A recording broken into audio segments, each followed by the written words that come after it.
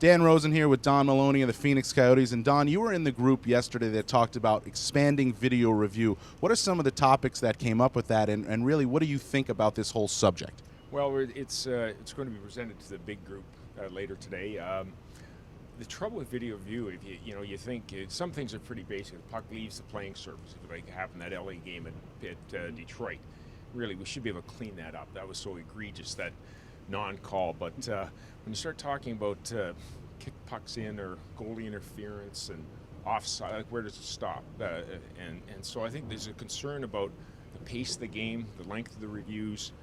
What's really important, I mean, it is a game of mistakes, but mistakes create scoring chances and actions. So there may be a minor tweak, but I don't think any major's coming up. Is there a concern about taking some of the human element away from the officials as well in this instance and with video review? Absolutely. I mean, you really don't want to over-legislate the game from above, from video. I mean, it could be a 5-hour game if you wanted to, because every play, there's a mistake in every play that potentially could be reviewed. So I think we're all concerned for their in-house audience. I mean, it's one thing to sit back on TV and they show the replay 8 times and you can wait around, but I find being at so many games that just the length, and they do a great job in Toronto. I mean, they want to get it right, and I think we all like to get it right, but it is a high-speed, fast-paced game, and there are mistakes made, and let's let the refs figure it out.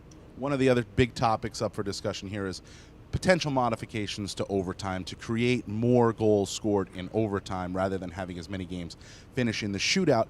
Where do you stand right now in overtime? Because it seemed yesterday, talking to some general managers, that there didn't seem to be much of an appetite for drastic change, but minor change was there. I think that's fair, Dan. I mean, I might be the minority. I actually enjoy the shootout. I enjoyed it last night a lot in Tampa, a lot more than the last time. But it's fans like it. It's great when you win.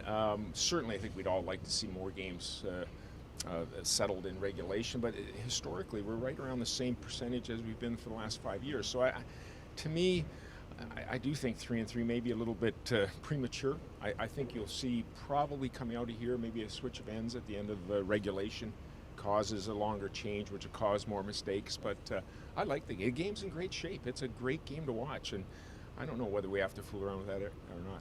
One of the things that was tough to watch last night was the incident in Dallas involving Rich Peverley. But once again, you saw the hockey community rally and everybody sending their well wishes to the Stars, to Rich Peverley. What did you think when you heard about this incident or saw this incident happening? Well, it's certainly, it's something that we were at the GM dinner for Larry Poe last night. And it was shocking to all of us when you hear. But really, it is a credit to the league and the medical routine they have. Like, we all pre-season, our doctors and training staff, we all get together and they go through these different scenarios. What happens if somebody collapses on the ice? What happens if the fan goes down? And so really that was textbook of how it should operate.